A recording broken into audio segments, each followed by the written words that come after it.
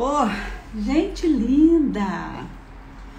Boa noite, eu sou a Jussara Haddad, eu sou psicoterapeuta, trabalho com as síndromes do feminino, com a sexualidade feminina. Para quem não me conhece, acabei de me apresentar. Venho aqui hoje falar de autorresponsabilidade, perguntar para você se quando as coisas ruins te acontecem, se quando você não fica satisfeita numa situação, ou quando você fica muito satisfeita também, se você acha que tudo isso é responsabilidade do outro.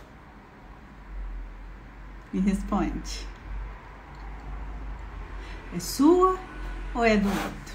Se a coisa ruim te acontece, é responsabilidade do outro. Se a coisa boa te acontece, é responsabilidade do outro.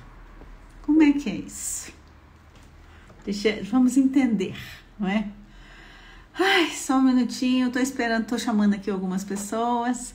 A culpa, normalmente, a culpa é da gente. Normalmente a culpa não é do outro. Normalmente é a gente que escolhe ficar num lugar que não tá muito 100%. Normalmente é a gente que assume um compromisso com algo que não nos faz bem, com algo que não está caminhando bem e permanece ali. Por quê? Porque a gente tem ansiedade, porque a gente gostaria que aquilo fosse bom, porque a gente gostaria de apostar naquilo como se fosse algo bom para a nossa vida, não é? E a gente prefere se enganar, a gente prefere se iludir, a gente prefere apostar naquilo que a gente já sabe que vai nos causar mal algum dia. Quantas vezes você já permaneceu num namoro, né? Num trabalho? Quantas vezes você já permaneceu na sua casa? Quantas vezes você permaneceu na casa dos seus pais, na casa de algum parente? Quantas vezes você já permaneceu... Estou procurando um filtro aqui, gente, que eu estou muito batidinha. Vou nesse aqui que eu adorei. Pronto, esse aqui é naturalzinho, tá uma delícia. Quantas vezes você já permaneceu com as amizades, num grupo de amizades, não é? E você sentia que ele não era a sua praia, que ele não era o seu lugar. Mas você continuava, você permanecia. E depois, um desabafo. De preferência na sua terapia, né? Mas normalmente não é. Desabafo com outros amigos, em desabafo com seus pais, em desabafo com o seu namorado, em desabafo com aquela pessoa com quem você mais confia. Você dizia: fulano, ai, fulano me fez tanto mal, poxa, eu fazia parte daquela turma, sabe? E fulano me humilhava, fulano me tratava mal. Eu te pergunto, a culpa é do fulano realmente, de você ter se sentido mal ali dentro daquele lugar, ali dentro daquela turma? Numa relação, você conhece alguém, normalmente as pessoas dão sinais de que não servem para a nossa convivência, de que não servem para um caminhar conosco, não é? Mas a gente tem um ideal, a gente tem um projeto de vida que inclui um marido, por exemplo. Você acha você acha aquele marido, você é encantadora, né? Você é uma pessoa maravilhosa, não tem problema nenhum, não tem defeito nenhum, né? Uma pessoa esclarecidíssima, uma pessoa que assume tudo que faz, linda, né? Corpo lindo, encantadora. No sexo você arrebenta, você sabe tudo, né? Você se conhece muito bem. Então tá. E aí, claro que aquela criatura que você escolheu para cumprir o seu objetivo, o seu projeto de vida, vai se apaixonar por você, não é? Porque você vai fazer com que essa pessoa se apaixone por você, porque você tem uma meta para cumprir. Vai dar certo? Você tem certeza que vai dar certo? Deu certo? Você já viveu isso aí que eu tô falando? E aí você achou aquele maridão, aquele companheirão. Tem que casar, né? Você aprendeu que tinha que casar. Você aprendeu que casando você ia mais longe. Com uma parceria você ia mais longe. Você só não entendeu que não podia ser com qualquer um. Mas você pegou qualquer um, pegou o primeiro que apareceu. E aí você ficou, não passou muito tempo, você não estava mais suportando viver do lado daquela pessoa. E aí você começa a ir para casa da sua mãe e diz: mãe, porque ele come de boca aberta? Mãe, porque ele xinga palavrão? Mãe, porque ele fica muito tempo nos joguinhos do telemóvel, do celular? Mãe, ele só quer saber de ficar com a mãe dele. Aí você vai, conta isso pro seu terapeuta, conta isso pra sua amiga: olha, eu não aguento mais, olha, ele tá gritando comigo, olha, ele me ameaçou me bater esses dias, olha, tá insuportável a relação com ele, não tá nada indo bem. Mas você tinha visto muito desses sinais quando você namorava. Mas você disse: depois do casamento eu dou jeito nisso. Mas eu vou cumprir meu objetivo, que é de casar, que é de formar uma família, né? Que eu tenho esse projeto para mim. E aí você apostou e você foi ficando. E aí me diz uma coisa, de todo o seu coração, com toda a sua sinceridade: realmente a culpa é daquela pessoa? Fala pra mim, alecrim dourado que nasceu no campo sem ser semeado. A culpa é daquela pessoa?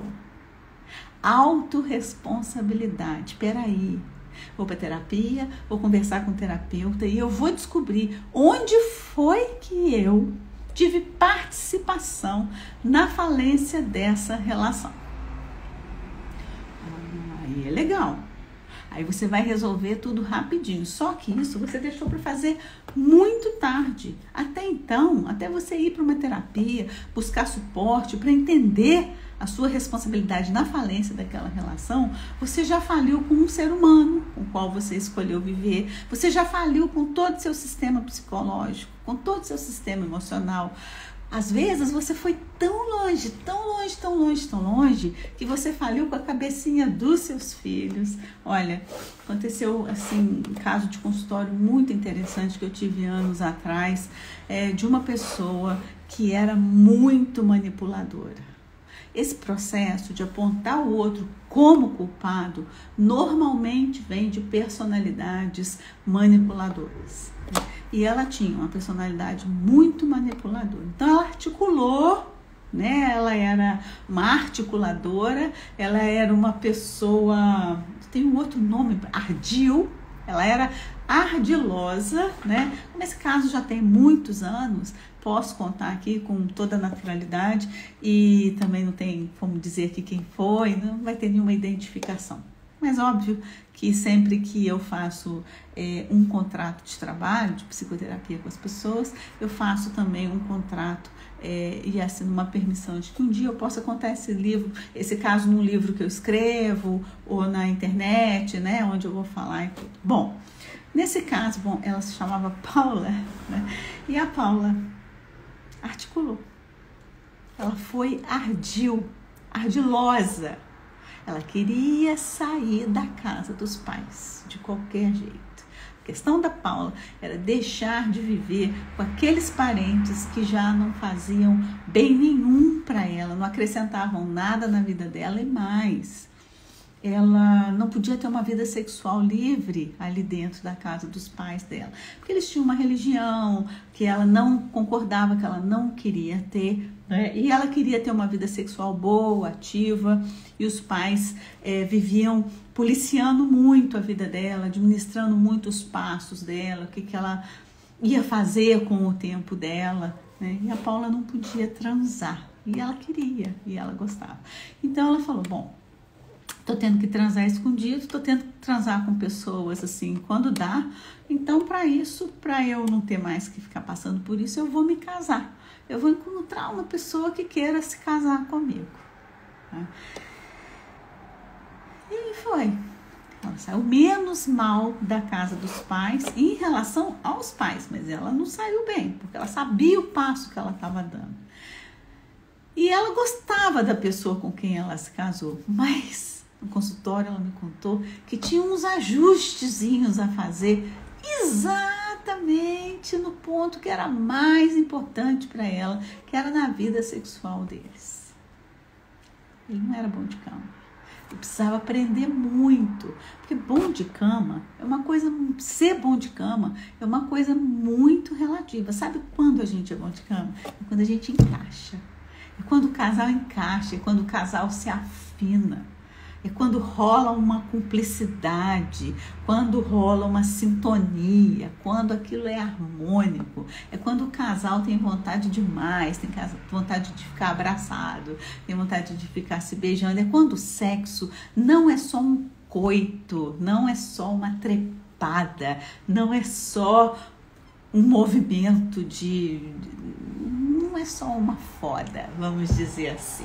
Né? É quando o sexo é muito mais que isso, porque sexo prazeroso, ele vem definitivamente da afinidade que o casal desenvolve, das gargalhadas, não é? Ele vem das brincadeiras, ele vem daquelas surpresas gostosas. É quando o casal, quando um conhece o outro e o toque já é facilitado por isso. Mas voltando ao assunto da culpa, não acontecia isso com a Paula e com o marido dela, né? Mas ela postou, ela falou, não, isso melhora, com o tempo isso melhora. Eu gosto dele porque eu acho ele bonito, eu gosto dele porque eu acho ele poderoso, ele tem um trabalho bom, eu fico assim orgulhosa de ser casada com uma pessoa, né, que está se desenvolvendo bem no trabalho, vou ter uma vida boa.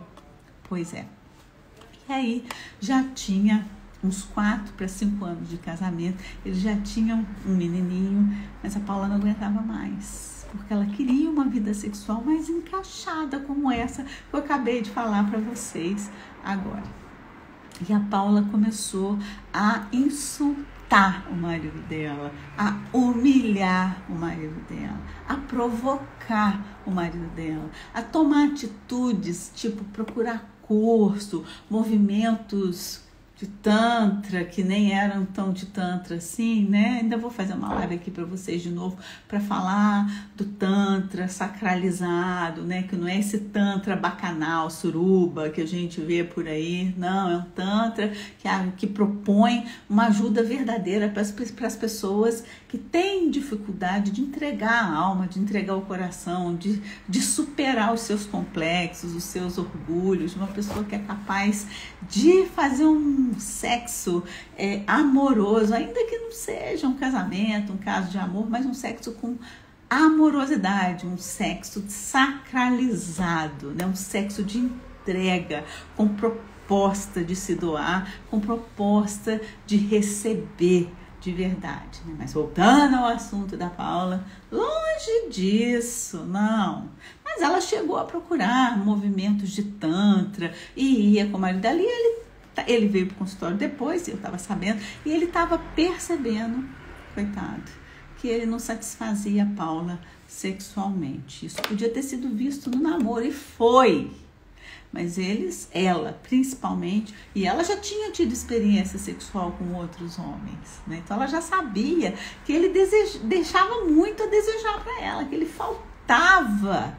Nele faltava muito para as experiências para os parâmetros que ela tinha, né, de um sexo satisfatório. Ela tinha inclusive amado muito um namorado com quem ela não pôde ficar, ele não quis ficar com ela, porque ele descobriu nela realmente uma pessoa articulada, manipuladora, dependente emocionalmente, cheia de projetos, e ele era mais consciente. Bom, a Paula fez todo um trabalho de desenvolvimento dentro do consultório comigo, né? E só mais tarde conseguiu se separar desse marido. Felizmente a gente conseguiu uma separação amigável, consensual, a família se manteve, a criancinha continuou tendo um pai presente, porque eles aceitaram ser amigos, mas até então houve muito sofrimento, tá? Por quê?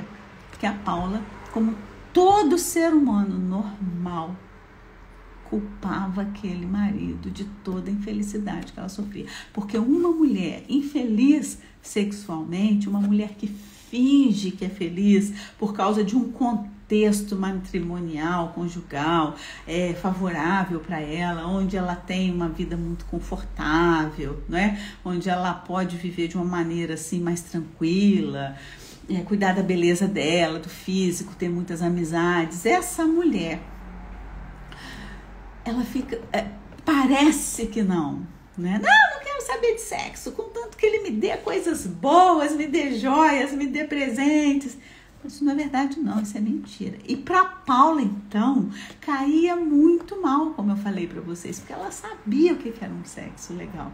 E o sexo com ele realmente deixava muito a desejar. Ele não conseguia também, não sei se é porque ela pressionava muito, né? Não sei, não, eu sei. Ela pressionava muito e ele então ficava tímido, ele era desajeitado mesmo, sabe? Então ele não conseguia completar a Paula sexualmente. Faltava demais, faltavam carícias, faltava sexo oral. Ele era cheio de limitações. Faltava aquele envolvimento gostoso, faltava o cultivo do sexo que começa de manhã para um casal que quer viver legal. É beijo na boca toda hora, é aperto no bumbum toda hora, é abraço toda hora, é risada toda hora, é mensagem gostosa de vez em quando, é uma viagem bacana, não é? Então, faltava muito. E ele era muito fraco nesse quesito, o marido dela. Né? Mas ela achou que tinha jeito.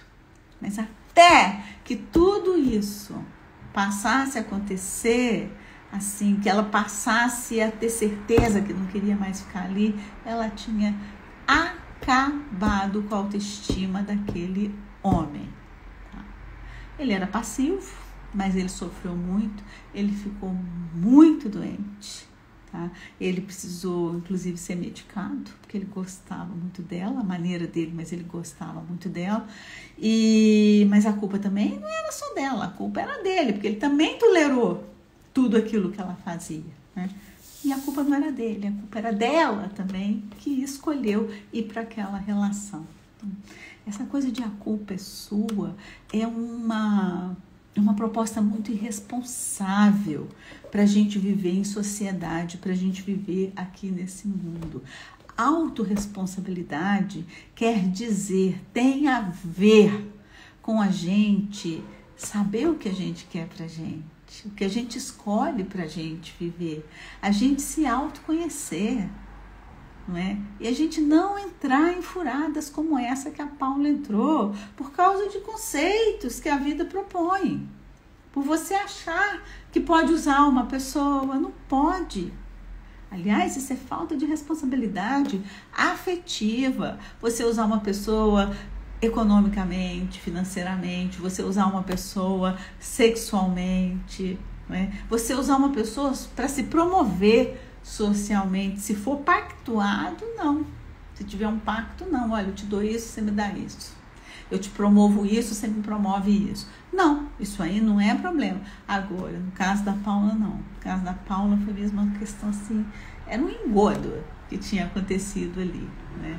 Mas então eles conseguiram finalmente se separar e continuaram amigos. Mas acontece também de você ficar num trabalho e você ser negligente com você mesmo, com a sua vida, e você ficar ali muitos anos naquele trabalho e depois você virar uma pessoa que vive a reclamar dia e noite da sua condição econômica, das suas condições de trabalho, das horas que você se dedica, do trajeto que você tem que fazer.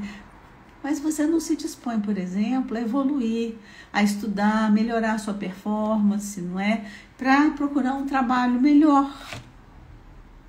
E aí a culpa é do trabalho? Você tem certeza que a culpa é daquele trabalho? Não, a culpa é sua, que não está fazendo por onde ter uma vida melhor.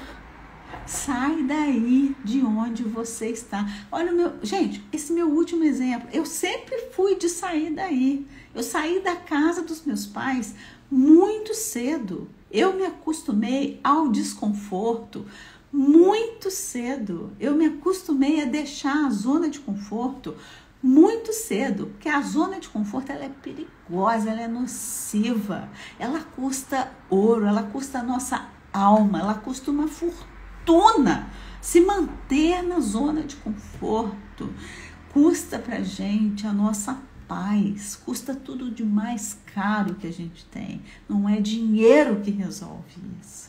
Eu saí da casa dos meus pais com 19 anos, depois de viver processos familiares que foram muito desgastantes para mim. Meus pais são maravilhosos, o paizinho partiu tem 1 ano e meio, deixou muita saudade. Minha mãe é uma mulher maravilhosa, é um exemplo de mulher, mas aquela família não funcionava bem, não era uma família ajustada, ou eu não me ajustava àquela família. Não fiz tudo certo na minha vida, não. Dei muita cabeçada, dei tanta cabeçada que depois que eu saí da casa dos meus pais, eu tive que sair de outras relações, né? Exceto aquela onde eu fiquei viúva, não. Mas eu tive que deixar outras relações para trás. Mas eu me acostumei com uma coisa muito positiva e eu quero deixar esse exemplo aqui para vocês, se isso servir. Eu me acostumei a arcar com o ônus das minhas decisões. Entrei, apostei errado, fiz plano sozinha, não comuniquei para o outro que estava fazendo um plano. Às vezes nem era por maldade, nem era por ser ardil, nada disso. É porque era um sonho, era uma ilusão, uma coisa assim. E também por achar que eu dava jeito naquilo, que eu consertava aquilo, né? Só agora, muito mais tarde na minha vida, é que eu comecei a perceber que a gente não dá jeito em nada. Se a gente não dá jeito na nossa vida, na nossa existência, no nosso jeito de ser, no nosso corpo, na nossa mentalidade, a gente não dá jeito nada na vida do outro, nenhum parceiro da gente, de que nível for, não é? Então, muitas vezes eu tive que deixar muitas situações para trás. Então, autorresponsabilidade é isso, é você perceber que você tomou um caminho errado, que você entrou numa situação furada que vai detonar com a sua vida e você o mais rápido possível sair dali. Eu tive alguns problemas. Por quê? Eu sou uma pessoa muito... Normalmente é assim, você é uma pessoa, por exemplo, você é uma pessoa muito dedicada.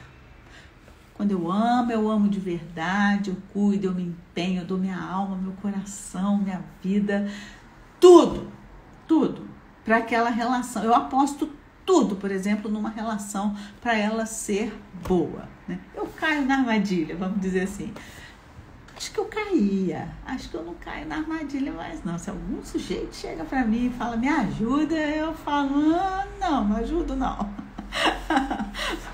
Se você não cresceu até hoje, vai buscar uma terapia, tratar um jeito de crescer, né? Que é isso que a gente tem que fazer. Mas eu caía nessas armadilhas, como já contei para vocês numas lives atrás. E aí eu me via toda enrolada ali, daqui a pouco eu não aguentava mais aquela relação, porque as pessoas confiavam muito na minha capacidade de gerir aquilo tudo na maior parte do tempo. E essas relações são assim mesmo, sabe, gente? A gente deixa de gostar, a gente deixa de admirar, a gente passa a perceber mais profundamente os defeitos. Acontece é que se você age com honestidade e você comunica para a pessoa com quem você está vivendo que você não quer mais viver com ela, né? Primeiro você diz, se você mudar, a gente pode tentar, mas como você sabe que não vai mudar, não é? Porque ninguém muda ninguém, se a pessoa não quiser mudar, ela não muda. O certo é você deixar a relação. O meu problema não é quando eu amo a pessoa, não é quando eu gosto, quando eu me dedico para a pessoa. O problema é quando eu deixo de gostar da pessoa e não quero mais viver com a pessoa. E a pessoa passa, então, no caso, a me culpar por tudo aquilo que deu de errado na relação. E realmente, aquela pessoa pode ter razão. Pode ser que eu tenha tido culpa mesmo, né, de ter ficado ali por mais tempo do que deveria ficar. Você tem experiência de já ter ficado em relações por mais tempo do que deveria ficar? Você percebeu que aquilo tinha falido, que aquilo não dava mais certo e você continuou ali insistindo até o ponto de ser humilhado, até o ponto de ser abandonado, até o ponto de viver uma situação de total solidão dentro de uma relação? Até chegar ao ponto de culpar o outro pelo seu estado emocional abalado, pelo seu estado psicológico, não é, todo detonado. Você já passou por isso? Então, todos nós passamos. Então, a verdade é o seguinte, então a gente não pode mais se relacionar, tá? A gente não pode mais namorar firme, a gente não pode mais ter um compromisso de casamento, de união com ninguém, cada um vive sozinho, que é o que está acontecendo no mundo hoje em dia. As pessoas estão com tanto medo disso, que todas estão vivendo cada uma para um lado, sozinho, sem a delícia que é amar alguém, ainda que temporariamente, porque o temporário, ele não é mau. Ele não é ruim. As pessoas tinham só que ter a capacidade de entender que não está mais fluindo. Parou de fluir gostoso, parou de ser tudo muito natural, parou de ter sorriso, gargalhada, alegria. Acabou. Vamos chegar num acordo? Vamos acabar com isso? E aí vem os motivos pelos quais a pessoa não faz um acordo, não acaba com isso, né? Aí entram os motivos escusos, que são interesses econômicos, materiais, sociais, né? Tudo aquele projeto que você tinha de vida e aquela pessoa está quebrando com o seu projeto de vida e as pessoas não conseguem terminar honestamente uma relação. E aí fica, a culpa é sua, a culpa é sua, a culpa é sua. Se você está sofrendo, por você estar em uma relação, você pode ter certeza que a culpa é sua. Você está amarrada no pé de alguma mesa? Você está presa dentro de alguma jaula? Você está presa com algemas aí? Tá não? Ah, então o que você está fazendo aí? O que você continua fazendo aí dentro dessa relação? Por que você não arca com o preço de sair daí de alguma forma desse lugar onde não tem mais espaço para você ser feliz? Ah, você vai ter que trabalhar. Você vai ter que ganhar dinheiro. Você vai ter que passar alguma privação. Eu já sei. Você vai perder aquela mansão, você vai perder aquele carrão. Ah, entendi. Você vai perder tudo isso. Vai perder plano de saúde, você vai perder as regalias, não é? Materiais, econômicas, financeiras que você tem. Mas você vai preferir ficar doente. Você vai preferir viver triste. Você vai preferir viver solitária, abandonada, humilhada, traída, traindo, viciada. Mas aí você vai continuar colocando a culpa no outro. Eu sou infeliz assim por causa dele. Pensa bem, tá bem? A nossa live de hoje era sobre isso. Eu espero que você salve essa live e assista ela mais tarde novamente. E pode ser que ela tenha uma reflexão importante para você e para sua vida. Se você tem alguma amiga, algum parente, alguém que está vivendo desse jeito, você percebeu que isso aqui hoje é um chamado, que pode ajudar alguém a viver melhor, compartilha essa live, vai, aperta a setinha, compartilha essa live com essa pessoa, tá bom? Ela vai ficar postada no meu feed. Ah, não esquece de deixar para mim, como sempre, temas de live para nosso Momento Pompom da próxima semana. Semana que vem, quarta-feira, eu tô aqui de novo para falar para vocês. Olha, eu peço desculpas, sei que eu tô assim, parecendo cansada, mas hoje realmente eu trabalhei demais. Eu tô bem cansada mesmo, mas eu vim aqui de todo o meu bom coração trazer essa mensagem para vocês. Se você tiver perguntas sobre esse tema, se você achar que ficou faltando alguma abordagem importante em relação a esse tema, fala comigo no direct, tá bem? A gente vai conversar. Quem sabe eu posso clarear alguma coisa para você. Muito obrigada mais uma vez. Namastê.